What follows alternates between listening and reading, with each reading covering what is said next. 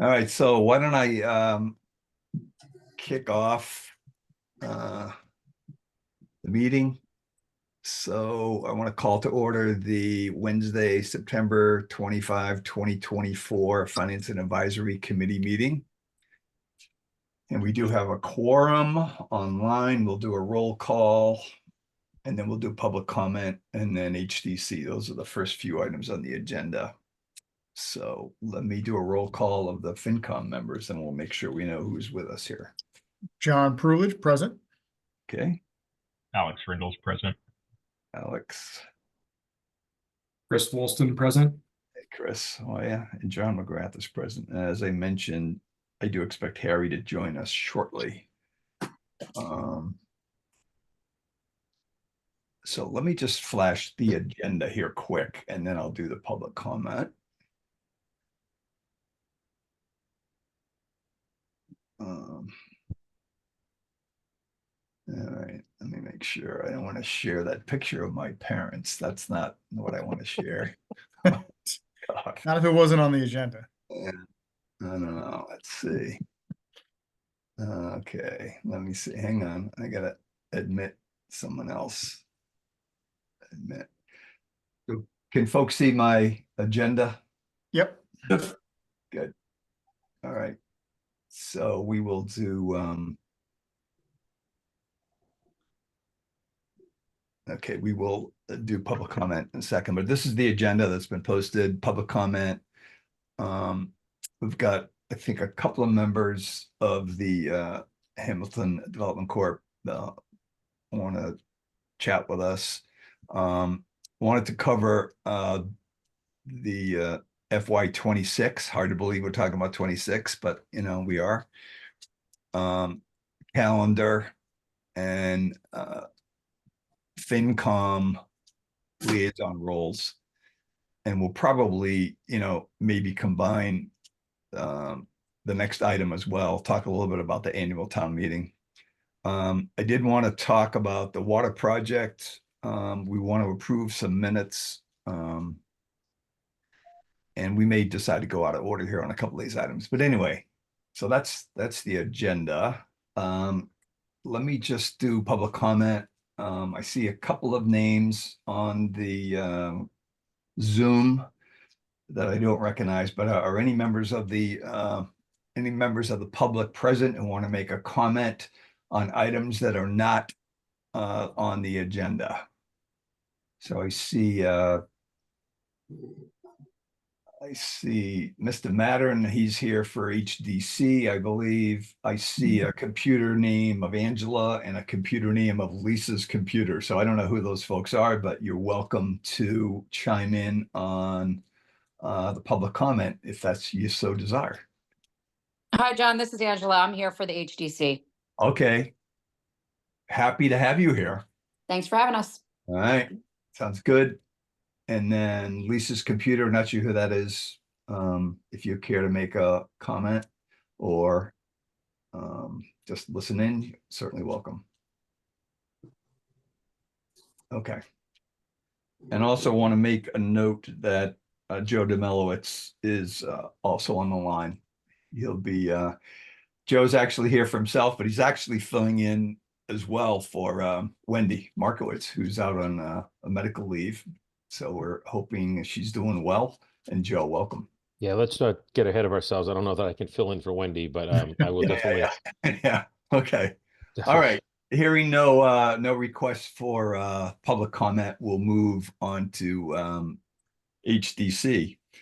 So just as a preamble, Scott and Angela, I did mention to Joe, we just had a town meeting the other night, and we're rolling up our sleeves, getting ready for the next one. It's only, 6 months away, so it's never too early to start thinking about it. But anyway, with that intro, Scott, how you doing?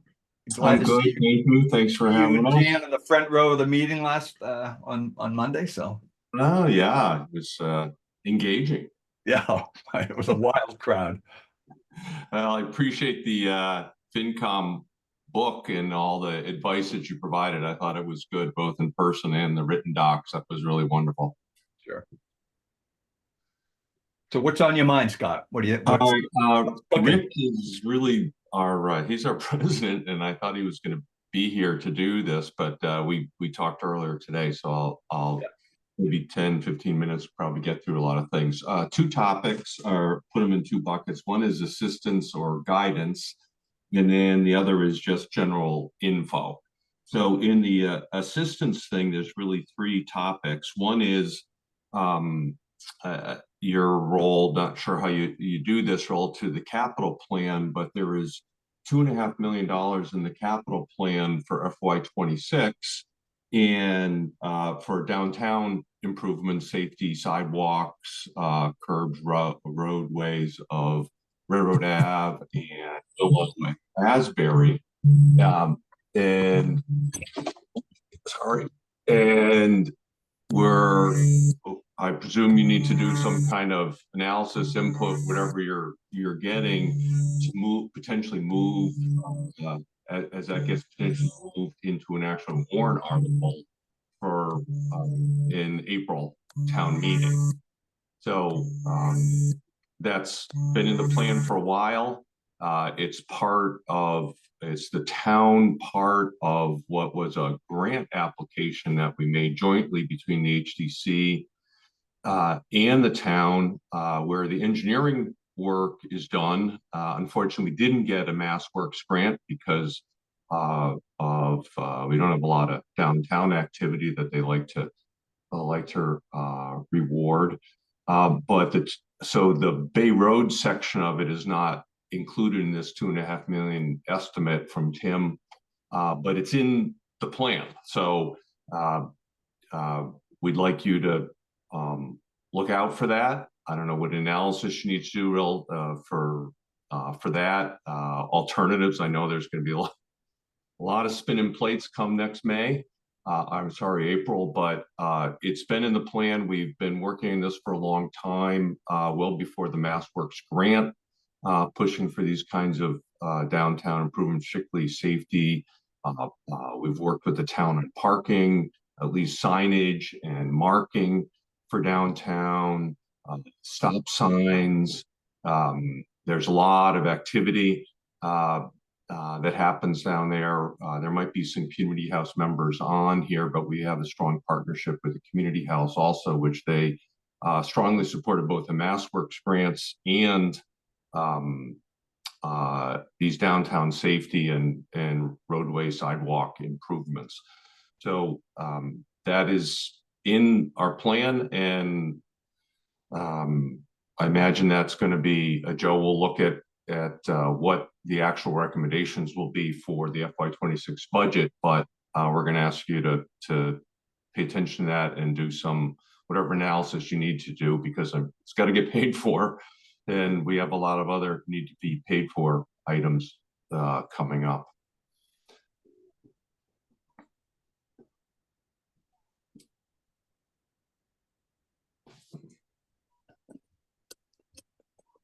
John, are you talking?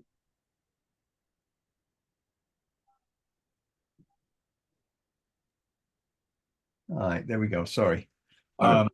Yeah, Scott, we will schedule a more in-depth item, a discussion on that item. So probably what you guys can probably start to work on for the capital committee is, okay, a breakdown of what's in the 2.6. So vis-a-vis, I don't know, just go back into that document you just referred to, like that, the decarbonization project, right? There are like 15 line items in the $1.8 million breakdown. So I would expect that you'd want to have something like that, even if it's a rough sketch, to give to the capital committee, and an explanation. I think some of that information was already in that grant application, if I remember correctly. But anyway, we will connect with the capital committee, and they would be the first point of contact to understand it, and then they come back with a prioritization. So we'll tap into that. I'm thinking that's, Joe, probably January or December, somewhere in that time frame. Yeah, so I just started working on the draft on the draft budget and ATM calendar, I think I sent you a copy of the first cut at it. Got some blanks in there to still fill. Yeah. Need to talk to Heather and figure out when she and her committee want to start meeting with department heads about the various capital requests. But yeah, the typical timeframe is that they usually start meeting mid-late November, going over what they have, and then they have meetings with the department head sometime in early December. Yeah. And then they're usually getting a recommendation to me by January that I then, bring to the FinCom for your review as well. So Yeah. that's, you got a couple months to get stuff ready for Capcom, and then the FinCom follows. So, Yeah, I'm that's not how we've sure- been doing it, Scott, is they're the Okay. first stop and then we're the second stop, but absolutely. well, and I think this is how this amount already got into the capital plan, which Yep. Tim has, and we were joint participants in the application, and so he has all those documents. I presume that's Okay, Joe, since you use your department head as inputs to the capital committee, Tim can fulfill this request or already has. So, Okay. yeah, so I think we supported the HDC's request to include this on the capital plan, and that's how it got on the capital plan. The next step is when it comes to the year that it's anticipated to be funded, it gets more review again. I would just say that, the more support it has with Capcom, the better chance it has of emerging out of Capcom. One thing, Joe, that's sort of tangential is I know the last time I think we all met with Capcom, one of the things they had mentioned was really wanting to see sort of more detail on road work that we've funded the last few years. Because I'm sure like what Scott's asking for are very specific asks and Yeah. very detailed that they already have. But I don't think they have that on this sort of general funds that we've spent. And I know a lot of it was ARPA funds as well, but I think, especially if there's funds that are still left or that were not expended because there's just too much work to do, that would be good to know because there could be some trade-offs. We might want to prioritize some downtown stuff. Yeah, I see that. Tim will be able to provide a good rundown of what's been done and what's to be done. So, yeah. Great. okay. All right, so that's one thing, and sounds like Joe has the info, except he needs some more public input, I guess, or you haven't heard enough about all of this. So I'll rally some, like the community house folks or others who they themselves represent a lot of people. So we'll do what we need. The second, in terms of assistance, is there'll be a warrant article for the HEC, the annual warrant article that comes forward.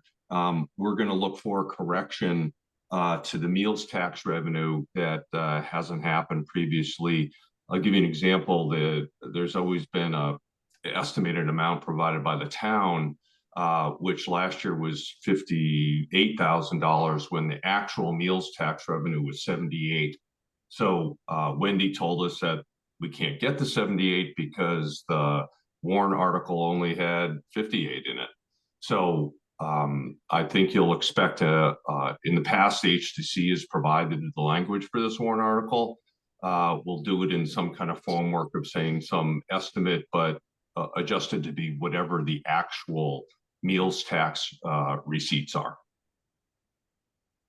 So that'll be you comment on warrant articles. I think we could continue to talk about that, but I mean, I think the fact of the matter is we don't know what the full meals tax is until after the books have been closed and everything's been approved by the state. So, for instance, we just closed the books in 24 and we've had everything up to state. We would now be able to, after FY24, be able to tell you what was collected. I can't go back and give you something in FY24 that I don't know what it is.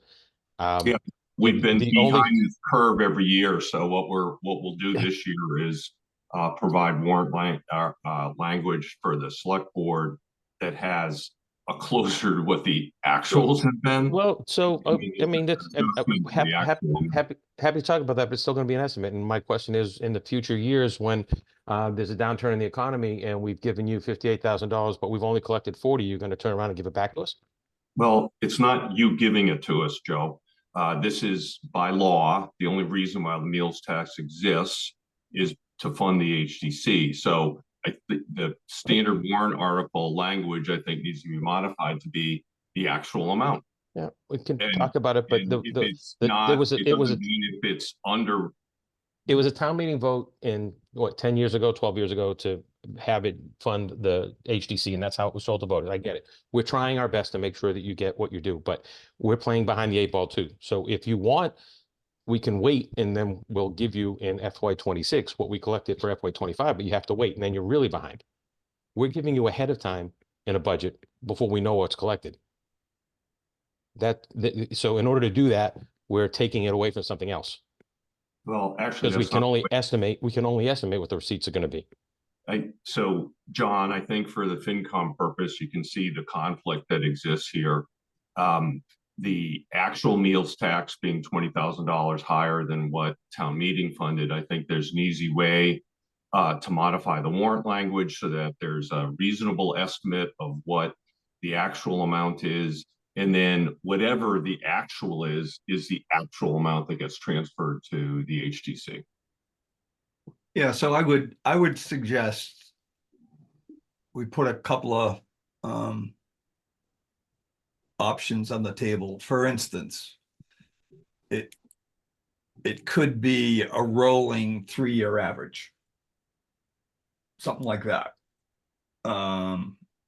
So that if it's trending up, the current year amount would be trending up. If it's trending down, a 3-year rolling. So that's the first thing that popped into my mind. But I think there's some methodology that we could come up with that would work. I mean, you could do like you said, you could do an average, but then you could every year as part of that, part of it's an estimate and part of it's just a true up or down, depending on what the actual receipts were. Yeah. So then it's one number you're approving every year, but it's based on your estimate for the future and then basically any difference from the year that you now have full data on. Yeah. But over time, HTC would basically be getting the meals tax. So we could come up with a couple of options, we can put it in front of Joe and Wendy, get their feedback, something like that, Scott. So I think I get the idea. You guys are obviously trying to do some good work for the town, and funding is a key issue. So I think we can probably come up with a couple of options. Let's bat it around. Let's not wait to the last minute. Let's I could probably do them off the top of my head, but maybe put some thought into it, and we can, let's see if we can find something that satisfies all points of view. So anyway, that would be my thought. I think John's on the right point. Whenever this true up happens, the only reason that this meals tax exists is to provide all of those dollars to the HDC. So whatever mechanism that is that you all can support, that's great. I can give you some draft warrant language, just like we've passed and provided to the select board, and maybe that will help too. Yeah.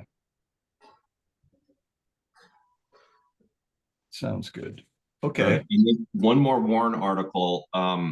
There'll be a spring warrant article from the planning board for form-based code. Right. Yeah, I was going to bring that up earlier. Yeah. Yeah. So there is tons of drama and interweaving inappropriately with all the 3A implications, with all the 3A pressure from the state. We want those things totally separated. We jointly funded with the town consultant UTIL to do form-based code for downtown. But that was because it was in the town, with the town, it also included Patton Park. So they have since learned to separate the whole Winthrop property and whatever happens with the schools from that. But if someone is bringing forward a 3A warrant article, that's up to them. Our point is have a separate and exclusive form-based code warrant article, so that particular zoning for the use of in downtown and the recreation area of Patton Park can get your comments and advice. Yeah, maybe we can kind of open that up to the floor, but it does seem the 3A is, you know, the lightning rod. And Joe, we're definitely going to have a vote on 3A. You know, we basically have represented to the town that we're going to do that. So we're definitely going to do it. Having it separated, I think, is pretty logical. And Angela's on the call here too.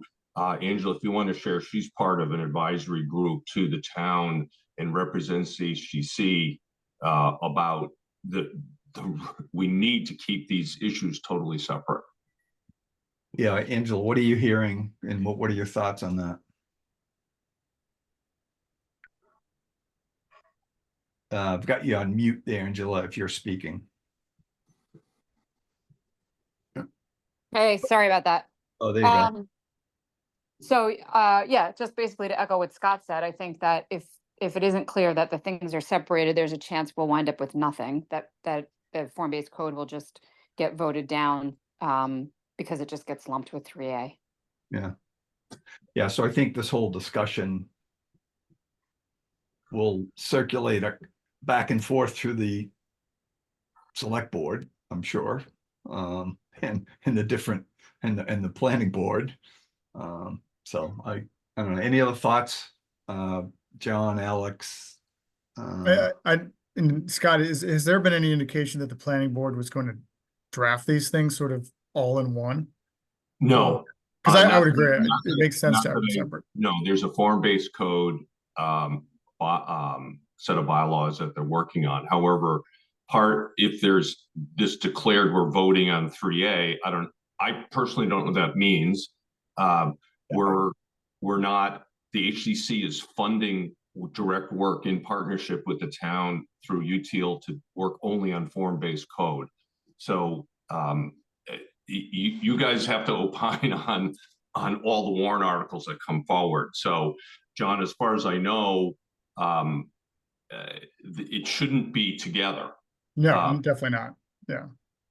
So, And then and they're not, we need to make a independent decision on form-based code, regardless of whether 3A is in play or not. Yeah. Yes, that's exactly the problem. I'm afraid we're gonna wind up with nothing unless that's very obvious to the public. Yeah. Yeah. So that, yeah, it's definitely point taken there, because we'll do what we can to clarify that, certainly. cool. So on those items, we're HCC and the select board are trying to work out schedules probably in October to have a joint meeting so we can go over these items with them too. So we're trying to touch all the appropriate bases on those things. Perfect. Makes sense. Yeah. So that was the assistance / guidance. I got some info for you all. Something maybe you're aware or not, but Lamson Oil property is for sale. Best I can tell from the town records, it hasn't transacted since 1800. That's how long it's been around. And yeah, well, when the HEC finds out our properties that are in the downtown business district, we get interested. Is there a play for us? Can we do something to fit what the town's current needs are, master plan driven type things, the architectural guidelines we have, a whole variety of inputs that we get, neighbors, other businesses. Well, it turns out that this property, unbeknownst to us, this property had been in some kind of soft sales mode for a year or to two even. So kind of shame on us for not knowing it was in play. And we're taking some action to actually begin an assessment of all downtown properties, inform downtown owners of the HTC, try to get rights of first refusal on all properties if possible, so that we can at least participate in those things. Well, the latest we know from the broker is they have a couple bidders, are in negotiation with a couple of folks, one of which, and this is for some continuing use of Lamson Oil, which obviously needs some types of environmental analysis. There's usually two phases that it has to go through, and a preliminary one, which apparently they've engaged with either this prospective buyer or Lamson Oil. So it seems as if they're going to continue the way they are. And HTC, and they were throwing out numbers over $2 million for the property. It's 0.47 acres. It's bounded between the Dodge Tree fenced in kind of zone on Willow Street and the garages that are at the corner of Asbury and Willow. So we were interested because there's prospective tenants, medical, others, from a business standpoint, potential mixed use with rental or apartments or condos, whatever above it. And actually with our partnership with the community house, there was a lot of discussion because the community house is actively trying to create a full-time daycare. The community house has just demand way beyond their physical capacity. So we talked to them about that site, but the site really, as it turns out, isn't available to us. So we need to get advance of these things, but I want to bring up to the FinCom that was happening and also give you the perspective that the HTC has around $500,000 in cash or assets, and we don't own any property, but that $500,000, we can't go acquire that property and then have it for a while and turn it into a development of some other use. So just in terms of scale of what the HTC can do, this is a reason why the revenue flow to us is so critical. We need every dollar that the law provides to us, and we need to have that available to us, and then that can grow our base, and then we can also form partnerships with organizations like the community house or developers to execute on the charter that we have. So I just give that to you as an example of here's a 1800s and rolling forward use that new owners want to continue, when there could be alternatives that fit the town needs, that the HTC, which is empowered to do this, just can't execute on because we just don't have the money to do that. So that's one FYI bit. I don't mean to sound like a whiner. It's just the reality of the resources available to us. And then the other thing that you should be aware of, and Angela is leading this for the HCC, which is we're trying to come up with a RFQ for Wi-Fi for downtown and Patton Park. There was a lot of talk about cell coverage, which is totally inadequate. People are just can't connect all over the place. So we've met with not even a real vendor, just an educational thing. And Angela is now made some progress and found out that the town of Andover has done a very similar idea. There's big support in the business community for this amongst other users who in these areas who just can't connect because cell coverage is a disaster downtown. So we don't have any dollar estimates.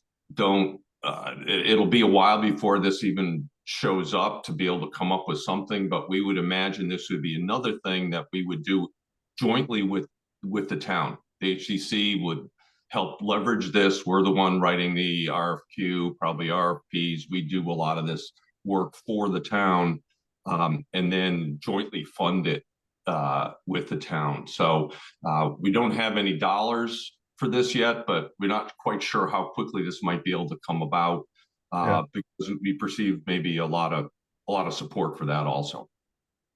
Yeah. So Scott and Angela, I'm not sure if you attended or listened in, but at the select board meeting, was it last meeting, Bill Wilson walked through. I guess he's in the industry. Is that correct, Joe? Yep. He actually addressed this topic and just was doing an FYI conversation. Yeah, well, that's right. And Bill has been, he tried to be helpful, give us a company that he actually works for. Some of the operations people made a presentation in the HTC. Yeah, so but it's the HTC that's leading this. Yeah. And we don't have any estimates related to it. We're trying to go to another town that's done a similar thing, because what we found was, and what Bill brought forward, was a combined kind of micro cell tower combination and Wi-Fi. And we already know we don't get cell service. The cell tower behind Town Hall is even fully subscribed. So what people really need is Wi-Fi. So that's what we're trying to focus on. And what Angela found was that the examples that we got through Bill's company really weren't helpful to us. We need to go to other communities to find out what they've done. So we're modeling and going down the path of investigating what Andover's done and try to utilize that for our go forward efforts. Okay, so that's good. Yeah, you didn't mention Bill. I didn't know if you were even connected, but sounds like you are. So that's good. Yeah, his update that he provided was from me. Okay. Sounds good. All right, so those were the topics, both the assistance info things, the warrant articles, most important, that's right in your wheelhouse, and then the others were more just background about other activities that HTC's doing, and we're going to go over all these things with the select board as soon as we can get together with them as well. Okay. All right. So we'll certainly tap into that. I would once you do that, you know, when you do the meals tax item, I would walk in with a couple of examples of what you're thinking about, rather than kind of wait until it drifts close to submission date. So anyway, if you need Absolutely, and I'm happy to send you or John the draft of the warrant articles that we would provide. If you'd like, that would be, the more input ahead of time, the better. Yeah, I think you're right. Right. And then the other piece was the getting with the capital committee on the 2.6 million. So anyway. Well, as far as I understand, they don't get input from committees like us. They take input from Joe's staff. So Joe, we'll should draft along with Tim somehow in terms of what's happening. Yeah, I'll have, I think there's a misunderstanding. They don't take projects from committees, but I don't see why they wouldn't have whoever the liaison is on roadway projects talk to you about what it is that you're proposing, or, you know, jointly with the town. So, but we'll initiate the conversation and see where we can get you involved with the conversation as well. All right, cool. Thank you. Well, we appreciate the time, John. Thank you very much. And Joe, you're listening too. Sounds good, Scott. Thanks a lot, Angela. Thanks for showing up. Appreciate it. Thank you guys for your time. Awesome. All right. Thanks, Scott. Thanks, Angela. Thanks, Thank Scott. you. Thanks, Angela. All right. Good night. Bye-bye.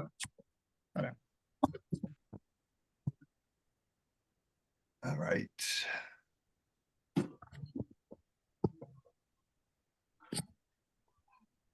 All right. Let's see here. All right. So, Joe, why don't we talk about the calendar? Because that was the next item up, and I did want to then talk to the FinCom members about lining up folks against the different departments. We usually spend a little bit of time, you know, sorting through that. Yeah. But let me stop sharing here. I have your document. I have the calendar document that you had sent. Yeah. So- It's not quite done yet. I have some dates I have to add in from the 5 boards stuff for the school meetings and stuff. And using what you had told me, John, about your planned meeting schedule going forward, I tried to put in dates that you're likely to meet, but you guys can amend those. Yeah. And Can you guys see the Yep. calendar? Yeah. So I sent the actually, I think Joe sent this document to all of us. I just grabbed it and started to familiarize myself with it. So, you know, what we're looking at, let me just start at the back end. Town meeting is the 5th, couple of weeks before that, or I don't know, 9 or 10 days before that, the final warrant goes out gets posted. So we're looking at, middle of March to do book recommendations. So just back that all up. And, here we are tonight getting started. So that's high level, what the schedule looks like.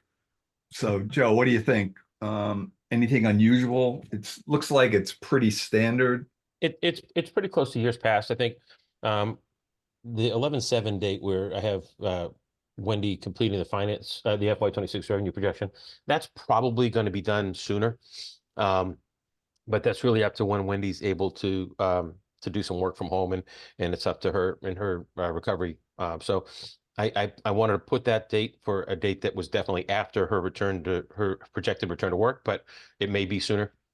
And if that's sooner and we get the goals, and kind of guidance from the FinCom and the select board before the end of October, some of that stuff, some of that other stuff about, sending out the draft budget to the department heads, I tentatively have it in there for 10/15. That might have to move one way or the other, depending again on Wendy's availability and FinCom and select board's ability to, approve FY26 budget guidance.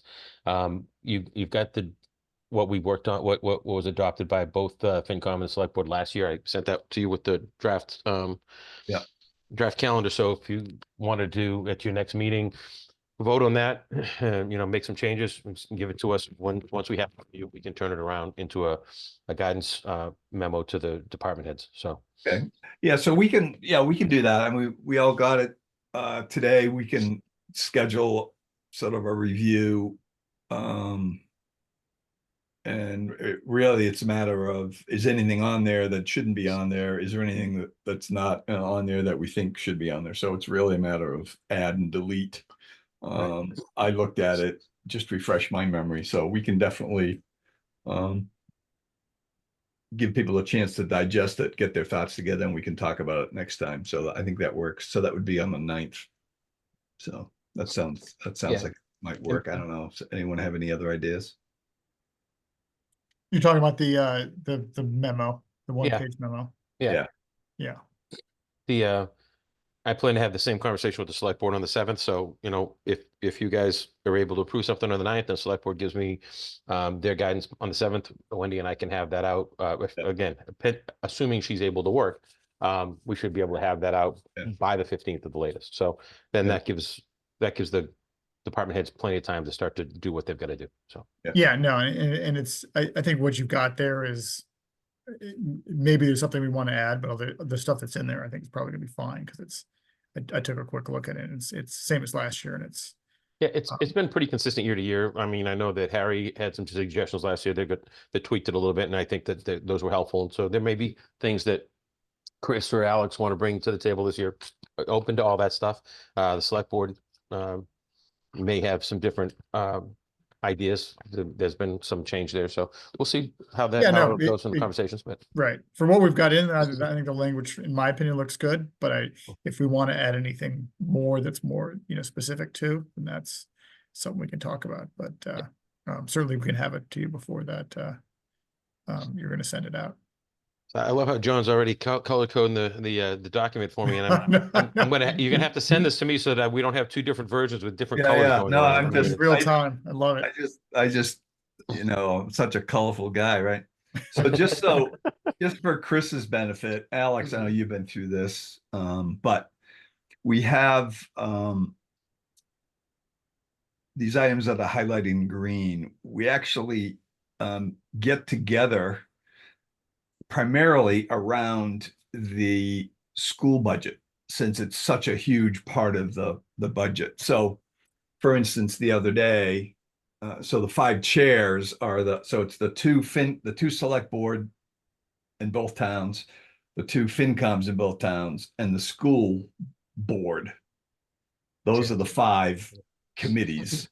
So the chairs of those committees get together a couple of times. So we got together on the 18th. The second time we get together is on the 5th. Then we bring the full boards, all 5 boards together, all members, all boards together. and again, the focus is on the school budget. So as it's progressing, we plug in initially just the chairpersons, but then we do the full committees. And I think we do, I think, 2 chair meetings only, and then I think we do 2. Yeah, there's a second, I think there's a third one there too. second quintuple board meeting down there. Yeah. So anyway, just by way of, familiarizing Chris since he's new, that's what these refer to. So it's, again, because it's such a large budget, we felt it was good to just do it all together so everyone hears the same message. And it turned out to be pretty efficient. And between all these meetings, Joe has his hand on the tiller, right? So he's guiding the boat here and influencing the school committee and the superintendent. So anyway, Trying at least. yeah. So anyway, that by way of just information, Chris, that's kind of what's going on. And then Great, thanks. the final, let's see, when do we close? So I guess it looks like everything gets finalized probably. So the select board would close the warrant on the 3rd of March, their first meeting in March, about a month before. Right. And, then from that point, we'd be just in warrant prep and Right. script prep, Yeah. that kind of stuff. So the only thing that we heard the other day and I didn't stay for the whole meeting, unfortunately, but they're trying to land negotiations with the teachers union. Yeah. Actually multiple, if I'm not mistaken, Joe. I think teachers are all that's left. I think they have 3 or 4 unions. I think they've got the they have the clerical done. They're in final stages of dealing with the custodians. They've already done the paraprofessionals, which Yep. is a new union this year. So it's really the last big one is the teachers, and they feel like they're a couple meetings, 1 or 2 meetings away from having it done. But the chief negotiator for the teachers has had some medical stuff and has missed the last couple meetings, had postponed meetings for illness and things. So I mean, the school district's going to have to absorb that. The question is, how big of a hit will it be? It's probably beyond what they were expecting. I don't know. So what we need to do is get a read from them, and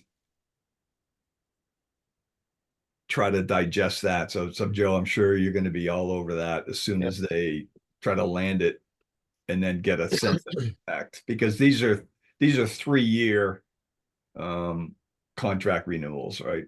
Or so. Yeah, but they're already this is supposed to be the current fiscal year, FY25 is supposed to be the first year of the new contract. So they're currently working without a contract. And so when this contract gets signed, they've got the money to absorb FY25. They hit on FY25. It's the hit in the FY26 that we're planning, and then whatever's going to be in FY27 beyond that. So they're that's where they're. Yeah. So just kind of keep in mind that they already did a budget, and in that budget was embedded year 1 of the new contract without knowing what the contract is final. So anyway, so we'll anticipate when we'll hear back. We'll sort it out. So what was the question, Chris? Sorry. Do we anticipate when we'll hear back from the union? Both the chair and the superintendent, actually, and the assistant superintendent for finance all kind of felt like they were 1 meeting away. I keep saying 1 or 2, but they kind of felt like the meeting that just most recently got postponed was supposed to be the meeting. They felt like they would have a deal that the union was going to take back to the membership for vote. But like I said, that meeting got postponed because of illness. They really, don't think that the union is playing games. They know that other teachers unions around the state are doing something different. They feel like their unions being straight with them right now, they're close on the deal. So when they meet next, that might be it. It might leak over one more, but the financial terms they're pretty much comfortable with. They can't share them with us yet, but they're pretty much comfortable with what that is going to look like. It's just some other language and stuff that they have to go through. So as soon as we hear whether, I'll just say we'll get an early read as soon as possible and feed it back in, just so we have a sense of what's happening. So either on the 9th or the 23rd, or even via email, we'll get a sense of what they're thinking. The other item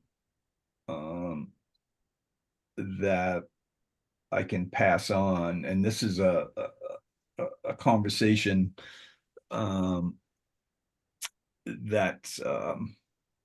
I had with Eric, informal. I mean, the school fields project is progressing. I think you all understand what's going on, and there's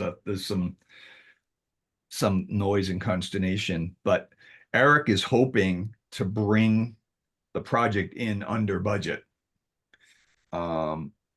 So we'll see if he's successful doing that, but it's certainly premature to sort of count our ducks or eggs or whatever before they hatch. But he's hopeful that things might tip the town's way, and that might be a good outcome. But who knows? yeah, so I just, I mean, and I know you all know this, but I want to say it publicly because this is a public meeting. I think it'd be great news if it comes in under budget. I think as far as its impact on the actual taxpayer, that would be very good outcome for this. And it's great messaging that the school district ran a very large project and they ran it in a responsible way and came in under budget. That would be fantastic. Yeah. But it doesn't really impact our annual operating budgets, because the funding source for that was the debt exclusion, and we can't use any of the funds that don't get spent in that project on the operational budget. So so he's going to have a big increase on the school side because they're paying their teachers a good increase, which the town did. So I'm not disagreeing or criticizing that, but he's going to have a good size increase on the school operational budget side, which we have to absorb through the annual regular tax levy, not through the debt exclusion. So it's right. Exactly. The project's lower. It's just lower. That's the only right. Like I said, it's a good benefit because it's less taxes that the town will have to pay on the debt exclusion side. Yeah. That's great. It's less money out of the taxpayer's pocket, but it doesn't change the way we do our budget conversations. Yeah. Go ahead, John. Sorry.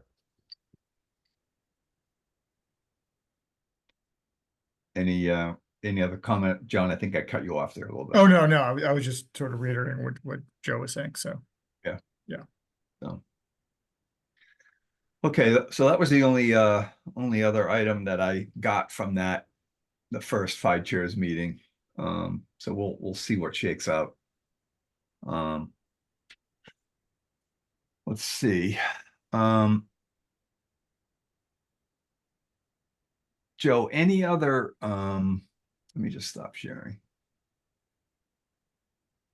So we'll work with you on the calendar. If there's any, I'll go over with a bit more of a fine-tooth comb just to double check. Sure. But anything else you can think about relative to budget and the town meeting in April out of the ordinary?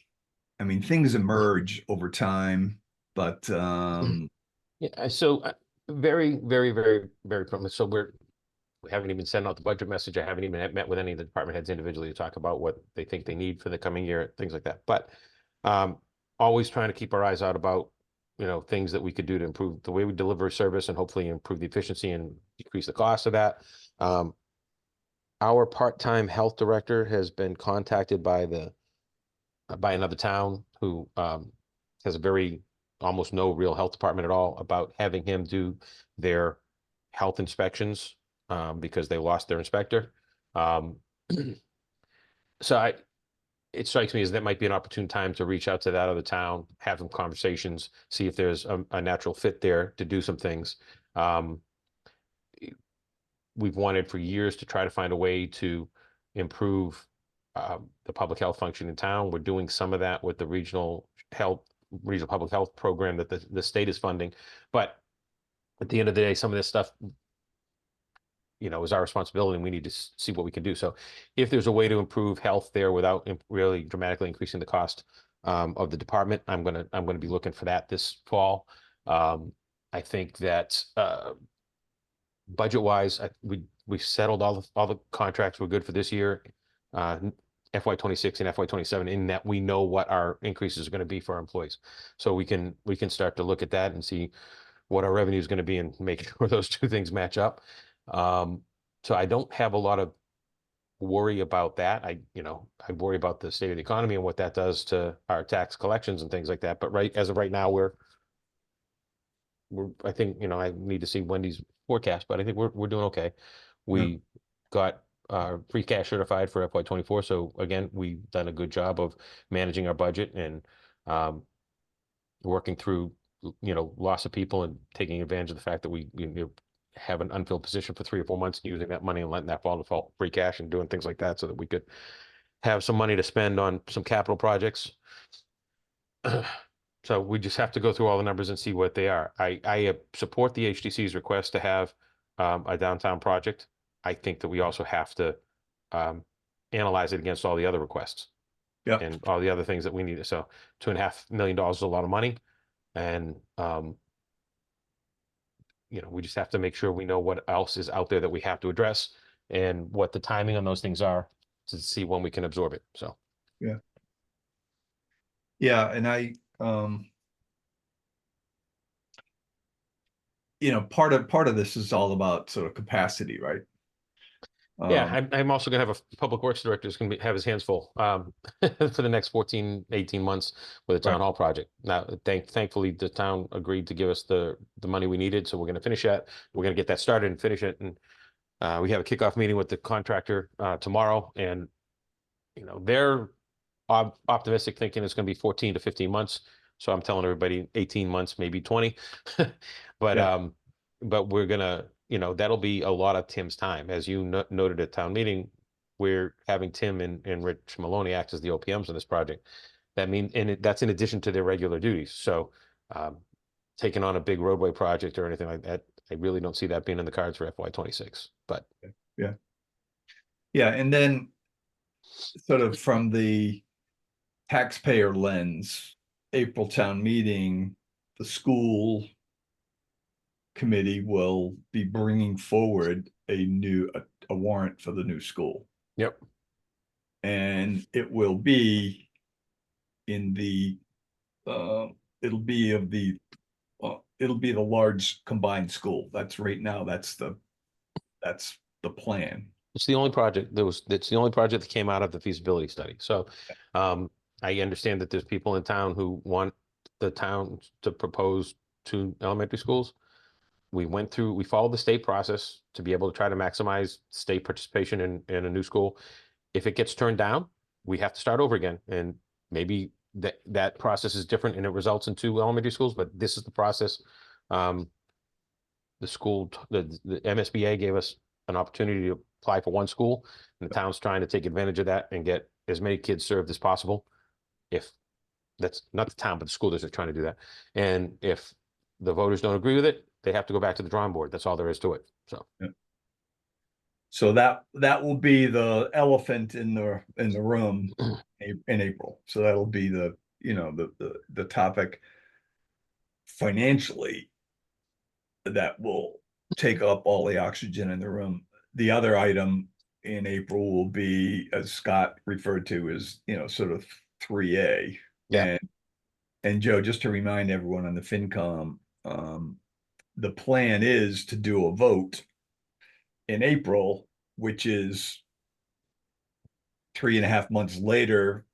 Than the deadline, which is the end of the year. So at some point, I think you'll be discussing with the select board, do we officially tell the state that well, it's gonna you know, we've all known this. We talked about it last year during the budget process. We asked for the money to hire util. With we hired a consultant that ultimately wound up being util.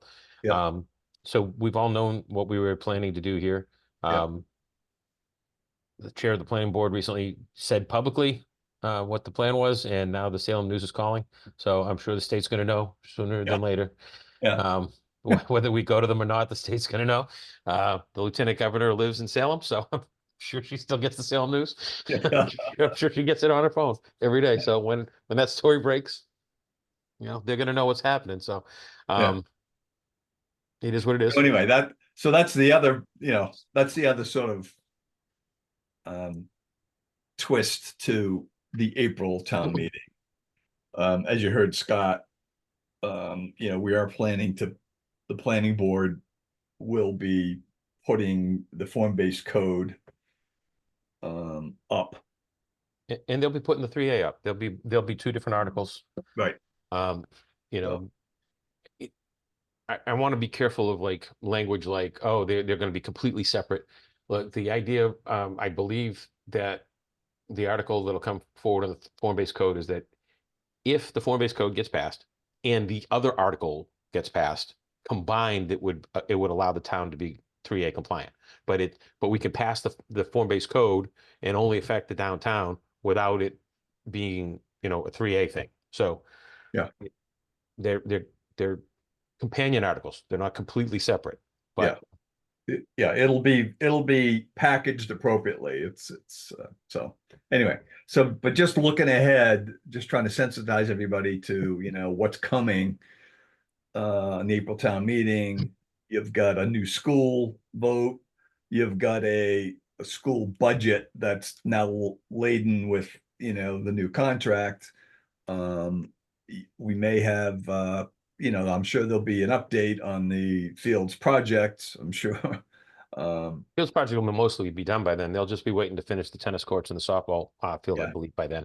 Most of the work, the track and the main field will largely be done, and I believe even the outside building, the field house building. So they're going to be in really good shape by April. So yeah, there's a lot going on, but I think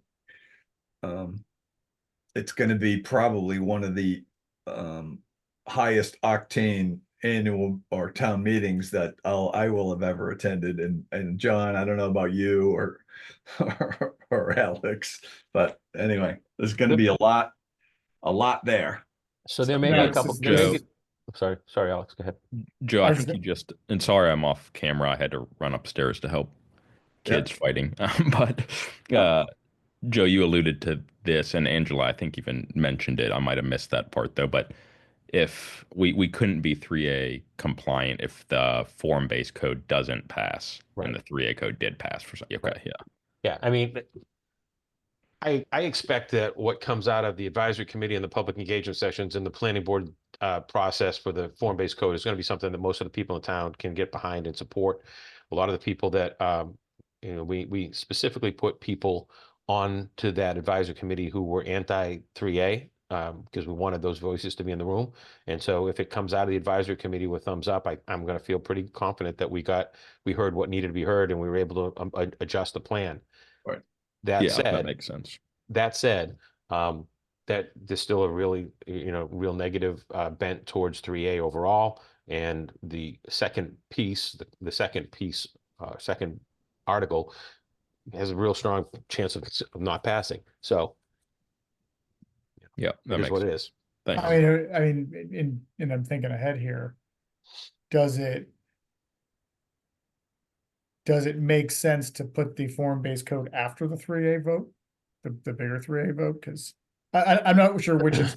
Yeah, I mean, I think we're a little. I mean, let's see what they both look like when they merge out of the planning board and talk about placement in the warrant and stuff. The planning board may also be bringing forward an amendment to the inclusionary housing bylaw, inclusionary zoning bylaw, because there's some feeling that was unclear, and it actually worked out that it was unclear when they had the Chabaco project in front of them. So they've gone back with the help of the Affordable Housing Trust. They've gone back and addressed some of the issues in that. So that might be ready to be brought to town meeting as well. There's going to be probably an article. The state legislature passed an act called the Patriot Act that allows a similar to like a senior tax break. It allows a tax break for veterans in the community who qualify, and there'll need to be a local adoption of that. So we'll probably have that ready for the spring. The state did pass state also passed as of right accessory dwelling units, and there's a possibility that the planning board's also going to have to bring forward. I don't know yet if it has to be a bylaw or a zoning change, or if it just has to be some regulations that they can pass themselves. The state's Office of Housing and Livable Communities doesn't have to provide their guidance on the regulations until December 15th. The law goes into effect on January 1st. So they're going to give us lots of time to study the regulations and figure out what we need to do to comply. But it's really shouldn't be that big a lift, because it's specifically meant to decrease the amount of hurdles people have to go through. If you have a property and you have enough land, you have a right to put an accessory dwelling unit on your property, subject to some limited amount of restrictions. But they really, Title V, setbacks and height, massing, but they can't say no. It's really kind of going to be more site plan review and making sure it fits in with the neighborhood or whatnot. It's not, they can't tell you no. So I don't know, again, if that's going to be regulations in the planning board's purview, or if it's going to be in the form of a zoning bylaw that makes that stuff clear. That might come forward as another article. So we might have a lot of articles at this meeting. Yeah, that sounds like it. Yeah, sounds like it's building up. Yeah. And we've got topics that are like between like schools and I've already got one bill of a prior year. The two biggest hot button in this town at the same time. So and I've already got one bill of a prior year. Yeah. Oh, you do? Oh, you're gonna love it too. It's from outside counsel. John Witten sent us a bill in August for June, July, and August, and I'm like, John, what are you doing? We already closed the books. I can't pay you this till next year. He's like, oh, all right. Well, I guess next spring it'll be like it's found money. I'm like, all right, we'll pay you next spring. I can't help you. It's like he wasn't too plussed by it. He knew it was his fault. He should have said he should have sent us an invoice earlier. So that was on him. Great. Okay. It must be nice to be doing so well that you're not worried about getting paid right away. You're like, I can wait till next spring. Yeah. I myself am not in that position. All right. So Joe, since we have you on the horn here, any other topics coming from Wendy's sort of finance director, or anything popping while she's out? I know the audit, obviously the books are closed, cash is certified. The audit have they been in yet? The auditors came in before Wendy went out on surgery. They did last week ask for some additional information. Diane was able to get that to them. So they're working in their background. We probably expect to hear from them sometime in October. I think that'll be when we'll get audit results. No red flags, nothing's popped up that they're really concerned about. It's a typical audit process at this point. So yeah, okay. All right. All right, so I want to hold off on the liaison roles. I just thought that I would, Joe, since you're here, as you know, and I've asked around, the FinCom sort of took on or wanted to take on educating ourselves around the water town, and there's various aspects of that. So I think we're in Chris and Harry are partnering. I think Chris, you've done some legwork already. So really what we're trying to do is just get ourselves educated. And that's going to involve, probably talking to you and Tim just to, over the next X number of months, get ourselves caught up and get your perspectives and understand everything about water.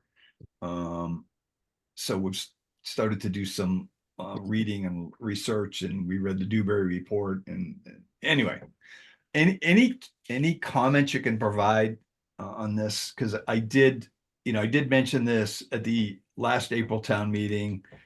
It's something we want to do. And the reason I'm bringing up water is because 3A is an item that comes to mind when I think about water. It's like, okay, Yeah.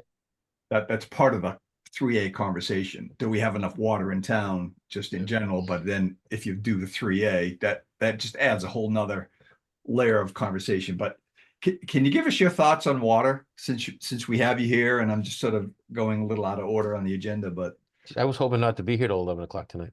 yeah, we're not going to be. We've been going an hour and a half, and then when people's chins hit their chest, I know it's time to end the meeting. So the water topic's a big topic. There's a lot to consider. There's the seasonal water ban gets everybody tied up and makes everybody think that, oh my God, we can't do anything because we just don't have any water. It's not 100% really the case. The fact of the matter is, 7-8 months out of the year, there's plenty of water in the Ipswich River watershed. It just happens that when humans want to use water the most to grow their plants, to take showers, to fill their pools, to drink because it's hot outside, is at the time of the year when we don't get a ton of rain, and therefore the river is at its lowest. And so we have to have these seasonal water bans. If you want the level of the river to be high enough so that the ecology, the fish life, and everything else in the river can survive, and the humans can get the water they need. So we go through these seasonal water bans. The only solution, if we were to stay in the Ipswich River, is to really work with our partners, which is what we've been trying to do, our neighbors and our other partners around the region, to find a solution. And that's going to probably involve things like either tying in with Salem Beverly Water or MWRA in the long run, or having reservoirs built, having a big reservoir built that we could fill in the winter time and hold for summertime usage, right? I mean, the Salem Beverly Water already sort of does that. Wenham Lake they have a spot in Danvers and Wenham Lake that they fill during the off season when nobody's using the water, and then they draw from that and they put that through their system in the warmer months when they need it. So all of those things cost money. There is no way for Hamilton. Another important thing to keep in mind is that the town of Hamilton, through our water registration, we have the right to take X millions of gallons of water out of the river watershed every day. We are only using about half of that registration, right? So despite the water bans in the summertime, which are really seasonal water bans, and they're geared at not wasting water by making your grass green, like Right. use them for the important things that you need. We can grow our crops with them, we can take our showers with them, but let's not be out there making sure that we have a lush green lawn, because that's really not necessary. It's better to leave it in the water in the river for the fishes, right? So that's the balance. We need better messaging. We could add housing units in the town of Hamilton. We could add some businesses in the town of Hamilton without running out of water. It's not that dire, but yes, July, August, September, it gets tight around here, and then everybody gets all anxious about it. I do think the best long-term solution is probably for us to tie into the MWRA, but that's the most expensive solution too. And then it takes control of the water and the water pricing out of our hands. We're gonna get a bill from the MWRA based on the amount of water that goes through the meter coming into the town, and then we're gonna have to pay MWRA and maintain our distribution system on our side. So that's how we'll get to the pricing. It'll be a little different. It gets us out of the water plant business. We don't have to run a water plant anymore, and then that decreases some of our future capital costs. But we'll be paying into the MWRA or the Salem Beverly Water District to have access to their water. Yeah. The other thing is, ironically, and these are the things that they tell you should never say out loud, right? If people really wanted us to not have development, they shouldn't be pushing me so hard to find water solutions, because not having that much water is a deterrent to building here. Right. Yeah. So the fact that I have all of our residents and my select boards, every select board since I've been here wants us to find a way to solve the water problem. I'm working on it. It's going to take time because it's a big solution. It requires 10 or 15 communities around us. It's going to require money from the state legislature. We are working on that. I can put Chris and Harry in touch with. I can have the folks that are working as part of the North Shore Water Task Force meet with you guys and give you an update on kind of where we are and let you know what's going on. And you can absorb all that and bring it back to FinCom. But it's funny. I'm solving one problem, but down the road we may create another problem, because once we have that water spigot turned on, and we don't have to worry about water, we only have to worry about septic. Now another hurdle's been removed to development. Yep. So it's kind of a catch-22 kind of Yeah, deal. and I think it's worth it to try to solve the water problem. Because I do think that you do over time have to worry about the health of the river. So I definitely think that we need to solve the water problem for a number of different reasons. But bear in mind that to the people who don't want us to develop at all, solving the water problem reduces another barrier to development. Yeah. Anyway, Chris, I know you've rolled up your sleeves and started to dig into this a bit. So I don't know. I wonder what you're thinking. Are there any more infrastructure upgrades planned for Ottowood or School Street right now? So Tim is looking at the possibility of a small treatment system that we could add to this to School Street well, because the School Street well is not currently usable. It popped hot for PFAS about a year and a half, 2 years ago. We haven't been using it since then. It has come down. It was a big number that made us slow down and stop. It has since come down below that, but it is not below what the new standard is for detection. And so we'd need to treat that water to be able to use it again. And we're trying to weigh the pros and cons of, is it worth it?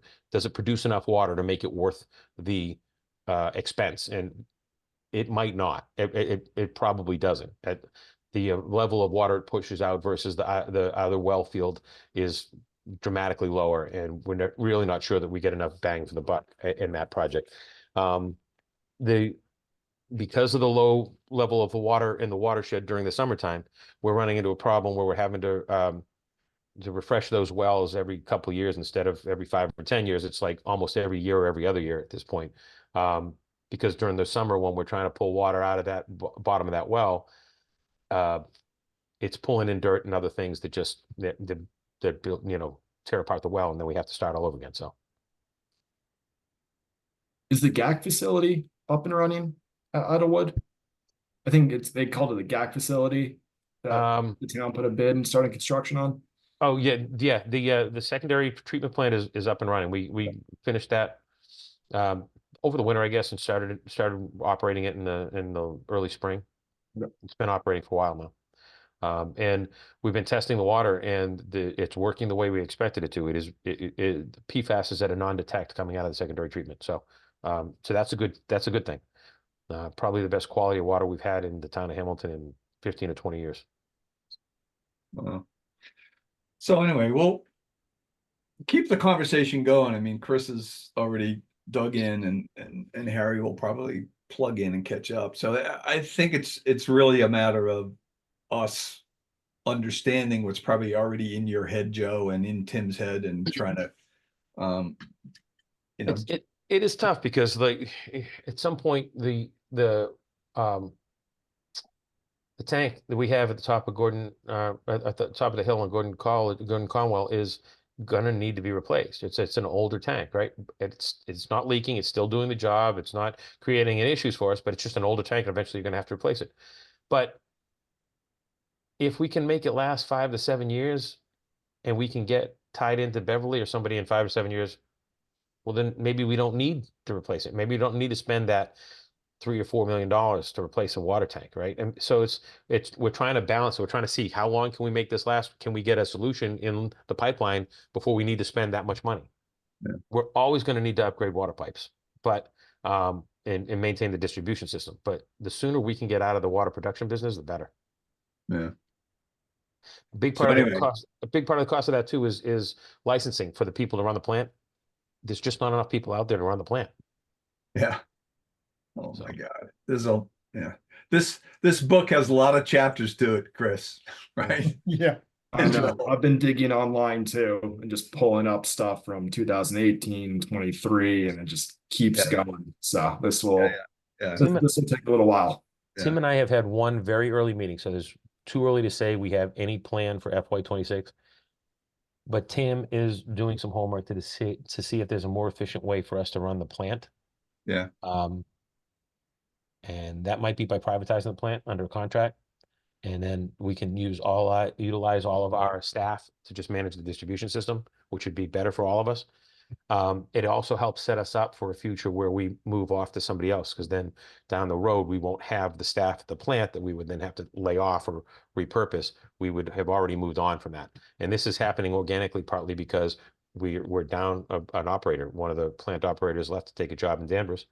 And the other operator has the right licenses. He's only a few years from retiring. Yeah. So, and he said that, so it's, we've been looking for an operator for 6 months and we haven't been able to find one. How do you get licensed for that? You have to be working in a plant. Yeah. You have to work Oh, your it's way almost up like and check off you have to bring them in, start them off and move them up. And the kid that just left for Danvers, he got all his licenses at our plant, but he didn't want to be the top guy. He's not really cut out for it. It's not his personality.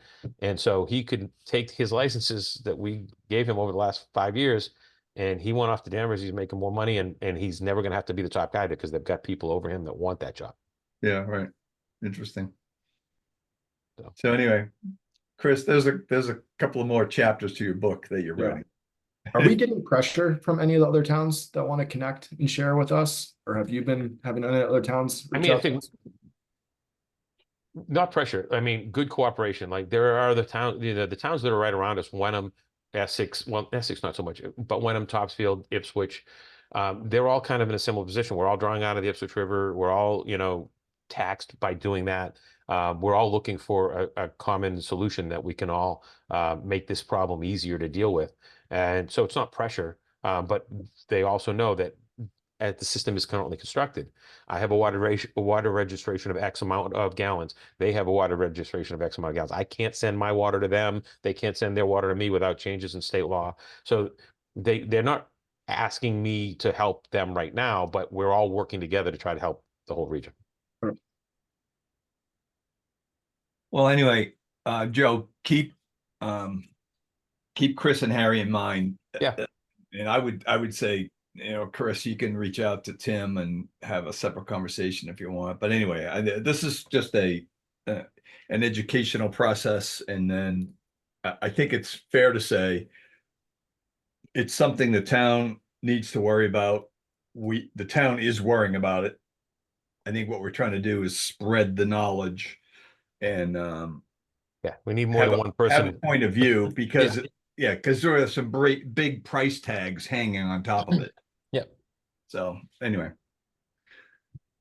okay, that's good. Okay. Joe, I think you can. I think we're set. I do want to spend the last maybe 5 or 10 minutes with the FinCom and just talk about liaison roles for the budget. So I'll just flip back to that worksheet. I don't want to force you to go over your 1.5-hour time limit, so you got 9 minutes left. You don't have to tell me twice, gentlemen. It was great seeing you all tonight. Yeah, we can stay till 10:30 if people want to. I'm ready to go. I think we're crisp for 90 minutes. So anyway, that's all right. Exactly. It was good to see you all. We'll talk to you soon. Thank you so much. Joe. Thanks. That's great, Joe. Thank you. Thanks, Joe. Good update. Thanks. So anyway, a lot there. I mean, we are early talking about, the town meeting, the warrant articles, and but it'll be action packed and a lot to it. So any thoughts on anything you heard? And I do want to try to, Chris, can we approve any minutes tonight? You have I think I sent them all to you, but yeah, we can approve. Maybe we can knock off 1 or 2. I don't have them handy. If you could call them up, maybe we could do 1 or 2 in the last 5 minutes. The last 2 meetings, I can do the 14th. I just don't have the Zoom link on top from the recording that I can add, but yeah. Well, I think for that one, I had a hard time trying to. 14th, I think, was an issue. So we're gonna have to go without it, I think, for that one. It is what it is, yeah. Yeah, which is not a huge deal. So let me just share my screen real quick. Where'd it go?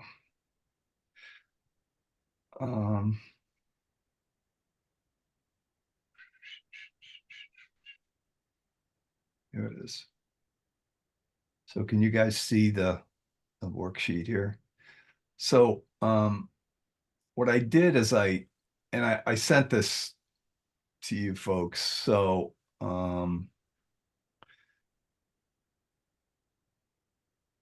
and Harry's not here, but so we can defer this till next meeting, and there aren't going to be any meetings between now and then. So what I was, I'll just make a couple of comments. So I was planning to if I think forward to the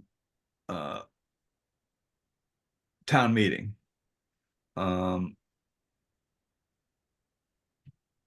since I'm on the school building committee, I was sort of planning to be able to put a story together around whatever warrant article appears for the new building.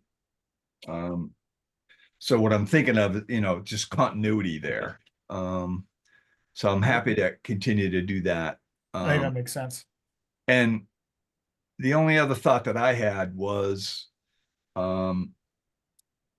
Chris, maybe you partner with Tim and worry about public works budget, and therefore you can tap in on the water. So that might be a logical pairing. I think that makes sense. Yeah, no, definitely on board with that. Any other thoughts? Those are just a couple of early thoughts that I had, and generally, so Chris, for your benefit, generally what we do, and you can see from this document, is we usually assign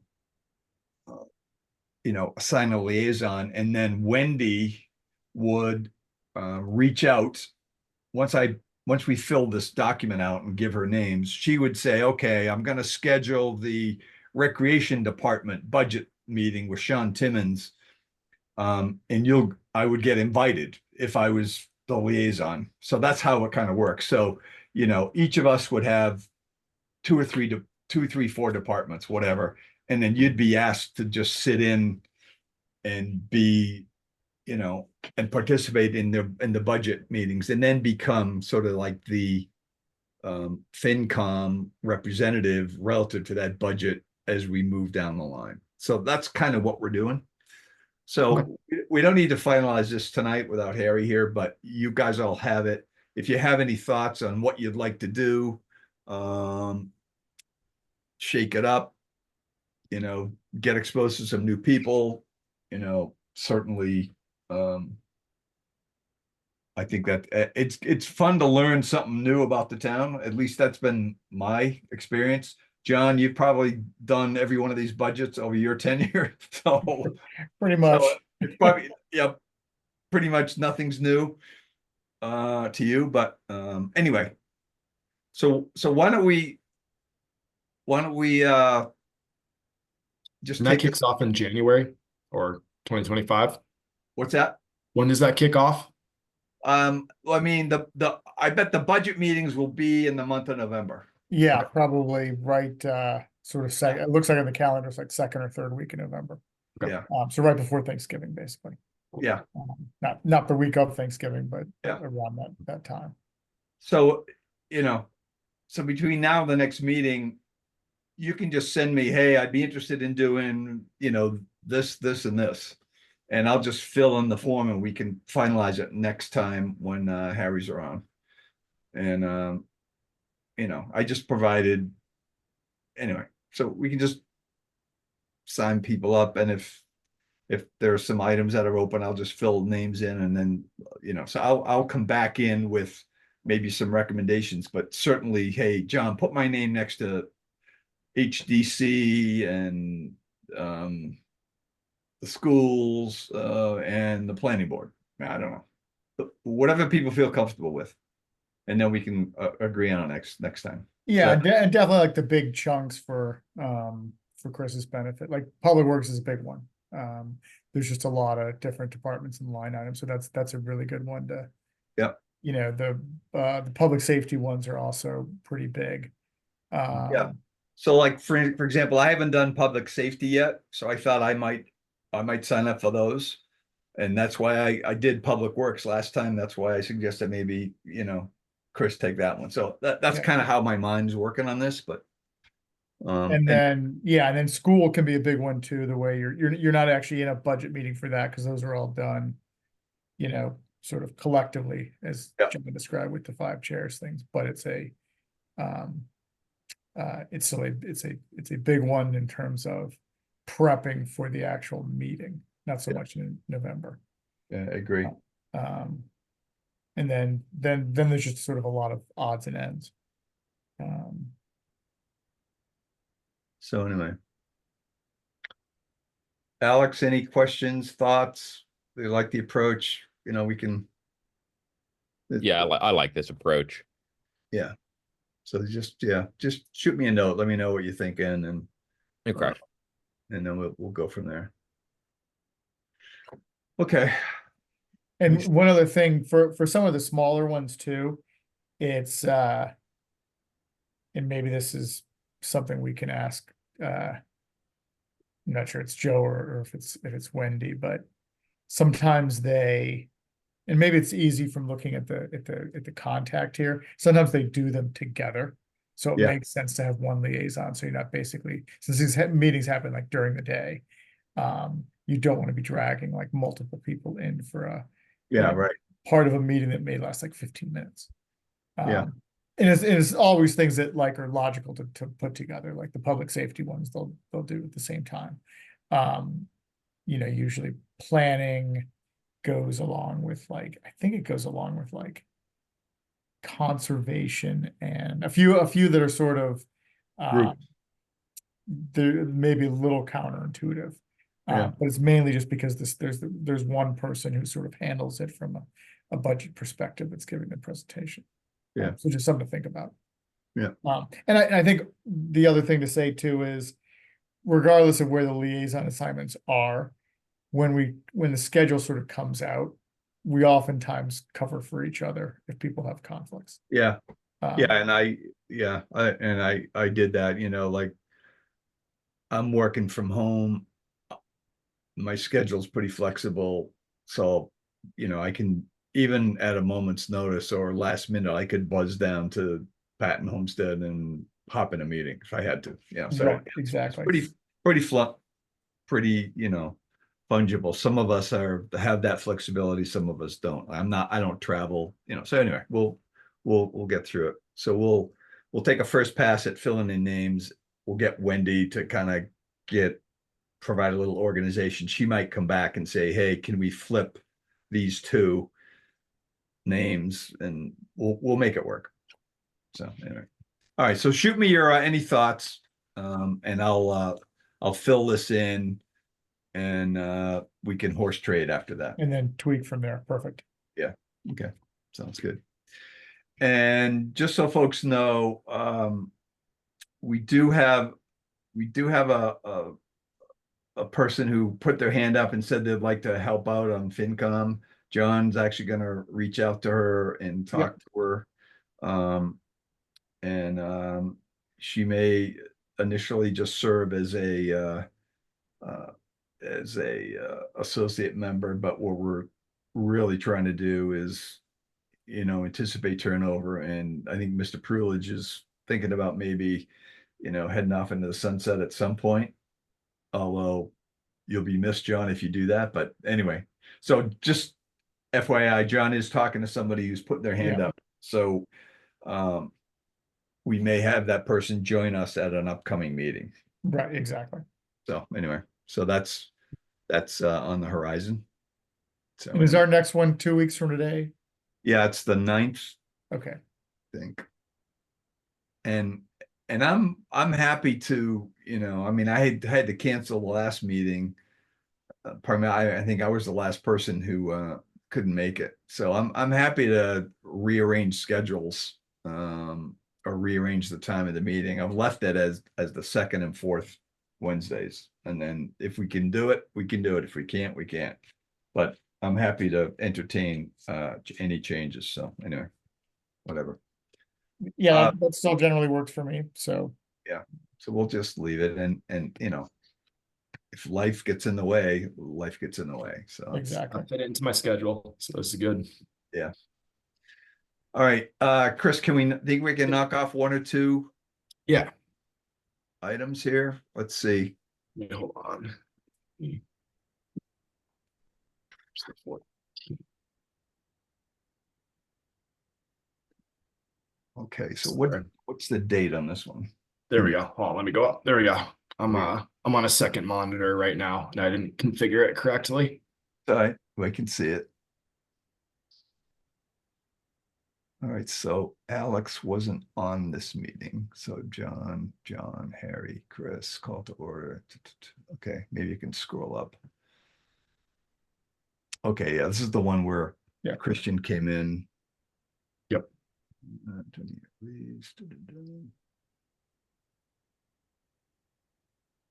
Okay, that looks good.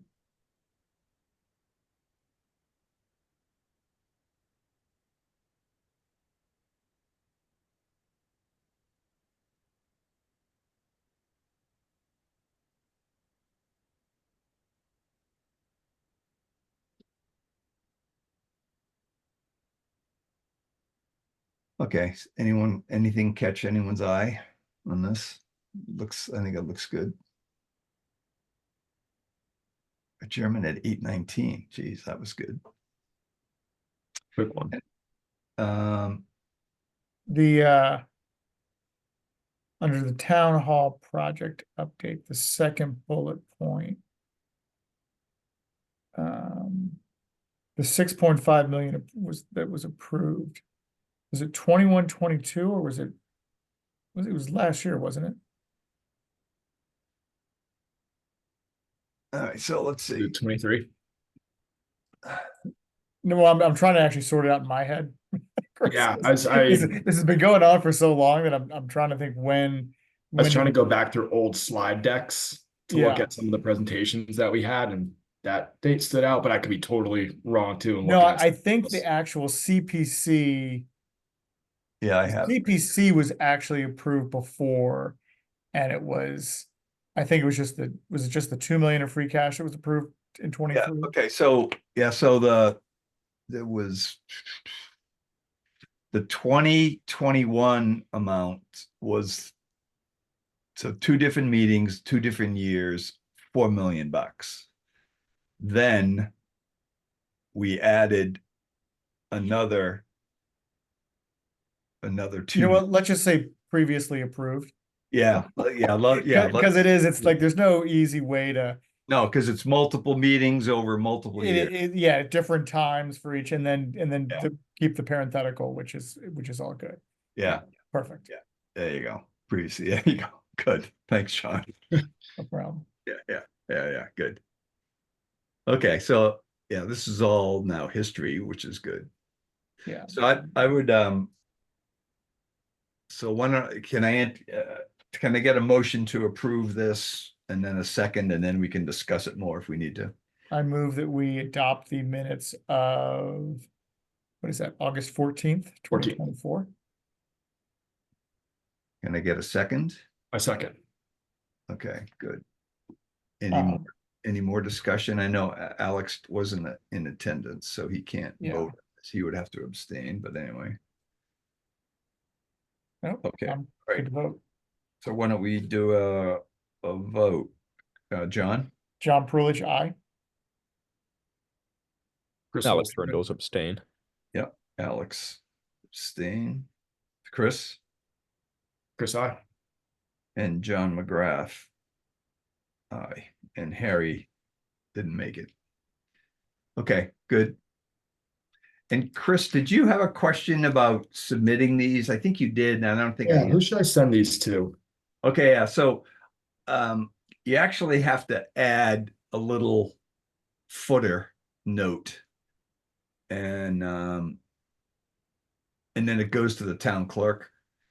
because you actually have to attest as secretary. So there's a little footer you have to add. I can dig one out and show it to you. I can look at the website through some of the historic ones that are posted. Yeah, there's a little phrase that, as certified by FinCom secretary on such and such a date, then it would just go to, the town clerk. So you can just Okay. send it in and you can copy Corinne and it just goes to the town clerk and then they'll post it. Okay, perfect. So Thank that you. the other couple that you have that need to go in, and then this one. So Yep, two others. okay. So you have another one we can do? Yep. Sweet. Okay, so this was last meeting. Call to order 7:06.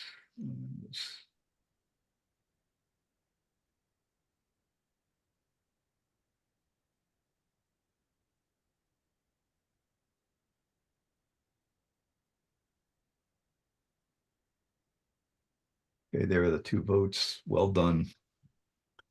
Looks good, Chris. Yep. Report of the fine.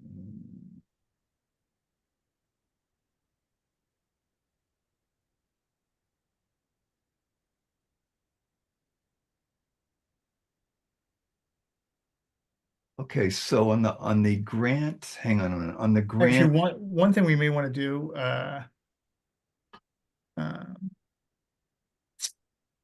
just in the language of how we describe when we're doing on recommendations, you may want to say, and this is sort of nitpicking here, Harry Philip motion to, what's the language? Recommend, Favorable. yeah, favorable, yeah, to make a favorable recommendation. Yeah.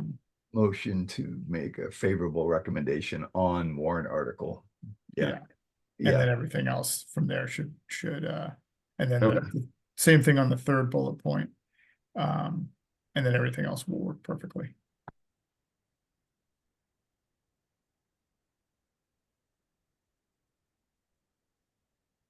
Because every once in a while, we make an unfavorable recommendation, but we take a positive vote to approve it. Yeah. Yeah, good catch. Yeah.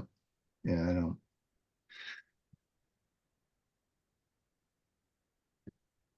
All right, so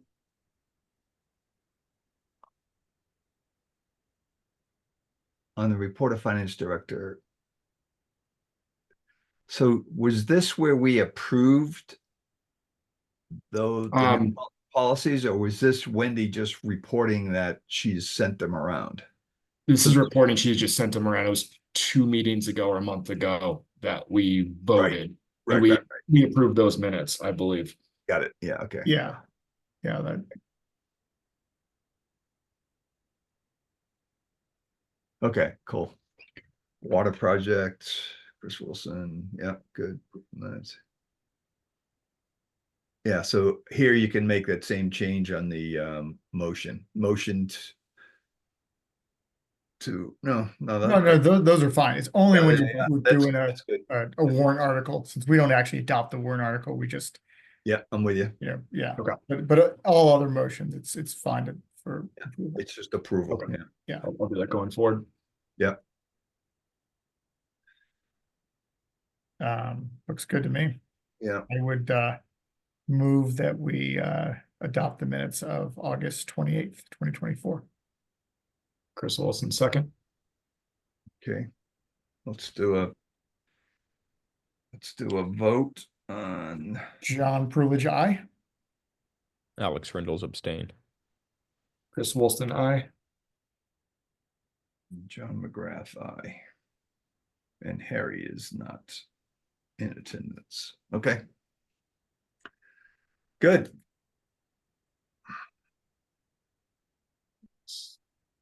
Yeah, these look good, Chris. Yeah, no, I like the form of these. These are great. Yeah. All right, great. I'll keep it Keeping short. them crisp, but correct. So nice job. Okay.